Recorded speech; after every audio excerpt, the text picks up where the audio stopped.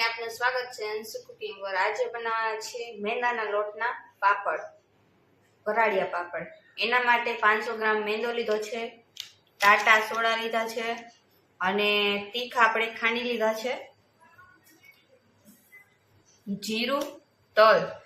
જો તમને ટેસ્ટમાં તલ ને જીરું ભાવતા હોય તો રાખવાના, નકર ખાલી આપણે તીખા નાખી હોવી। નમક, જરૂરિયાત પ્રમાણે પાણી। ઢોકળિયાની ડીશ લીધી છે, એને આપણે આ રીતની કટિંગ કરી લઈશું, પ્લાસ્ટિકની માપ સાઈઝની। હવે આપણે બેટર તૈયાર કરશું।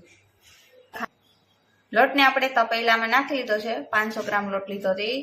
હવે આપણે તીખા ખાંડેલા છે આમાં એડ કરશું। જરૂરિયાત પ્રમાણે આપણે જીરું એડ કરશું, ટેસ્ટમાં વધુ સારા લાગશે। હવે આપણે તલ લેશું,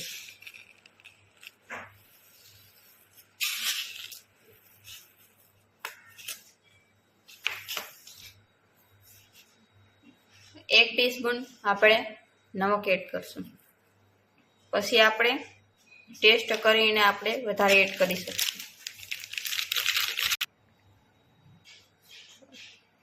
1 ટીસ્પૂન આપણે સોડા નાખશું, ટાટાના।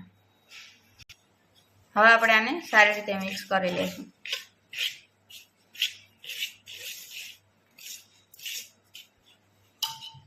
હવે જરૂરિયાત પ્રમાણે આપણે પાણી એડ કરશું।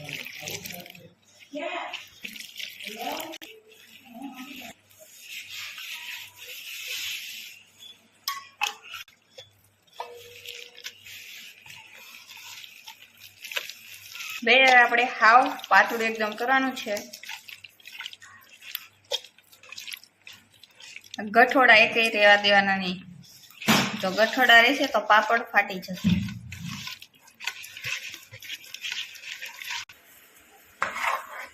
બેટર આપણું તૈયાર છે। આ રીતનું બેટર રાખશું, પતલું એકદમ, એટલે આનાથી પાપડ મસ્ત થાય। ને ખાસ ધ્યાન રાખવાનું, આમાં ગઠોડા ન રહેવા જોઈએ। કોથળી આપણે માપ સાઈઝની કટિંગ કરી લીધી છે, તો હવે આપણે અહીંયા તેલ લગાવશું। એક જ વાર તેલ લગાવવાનું થશે। આ રીતનું આપણે તેલ લગાવી દઈશું, એટલે કોથળી રહે ને એકદમ આમ ચીપકી જાય।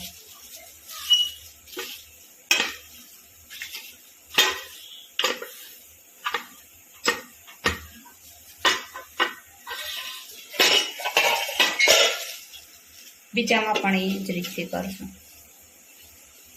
ઢોકળિયાની ડીશ આવે ને એની ડીશ આપણે રાખશું।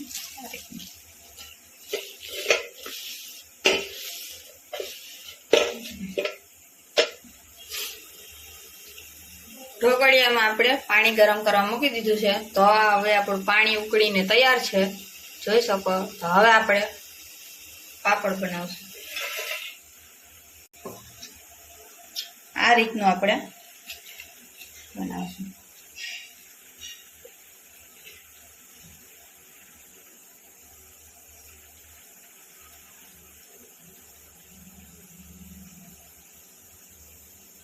આ રીતનું પતલું પતલું આપણે ગોળ ફેલાવી દેવાનું। હવે આપણે આમાં મૂકશું અને આને ઢાંકી દઈશું આ રીતે।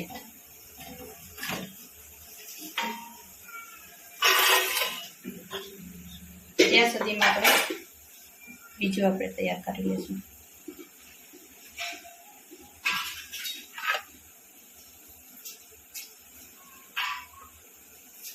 તમારે જેવડી સાઈઝના પાપડ કરો હોય એવડી સાઈઝનામાં પાપડ થાય, ને આ પાપડ આપણે તળીને ખાઈ શકીએ।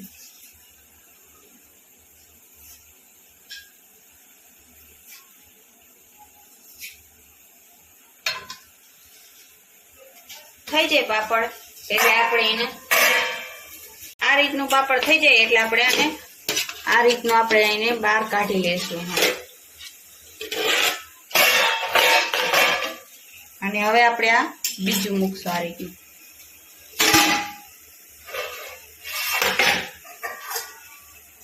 આને ઢાંકી દઈશું અને આપણે હવે આને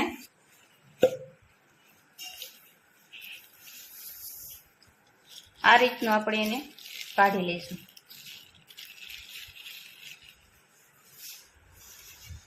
આ રીતનું આપણે સૂકવી દઈશું. આને પંખા નીચે જ સૂકવવાનું પહેલા. જો તડકામાં પરબારો સૂકવશો તો પાપડ ફાટી જશે.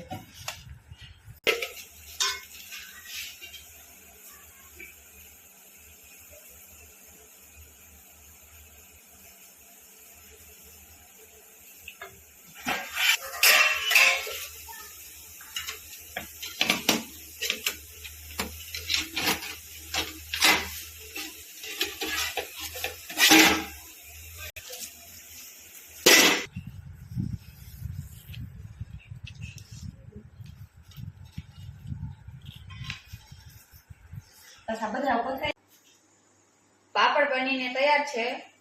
અડધા કલાક લોટમાં 30 થી 35 પાપડ બની શકે. અને પાપડ એકદમ સુકાઈ ગયા છે આ રીતના. તો હવે આને આપણે તડકે સૂકવી દઈશું.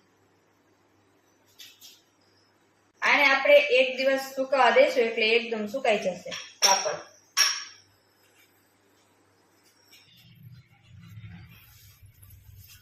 હવે આપણે તડકે સૂકવી દીધા છે આ રીતના. એટલે 1 દિવસ સૂકવશો એટલે સુકાઈ જશે.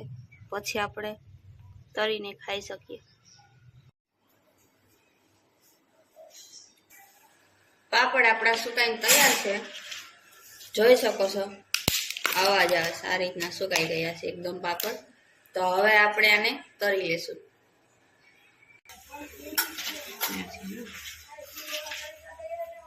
હવે આપણે પાપડને તળશું.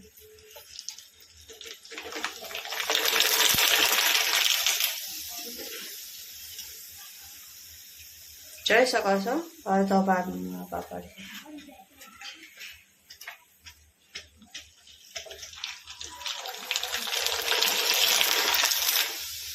ફૂલીને એકદમ તૈયાર છે પાપડ. તળીને એકદમ ફૂલીને તૈયાર છે. આ અડધો જ ભાગ છે એટલે આ પાપડ એકદમ મોટા થશે ફૂલીને. એકદમ ક્રન્ચી મસ્તના. ટેસ્ટમાં પણ સારા લાગે. તો આવી જ અવનવી રેસીપી માટે અંશુ કુકિંગને લાઈક કરજો, શેર કરજો અને સબસ્ક્રાઈબ કરજો. ધન્યવાદ.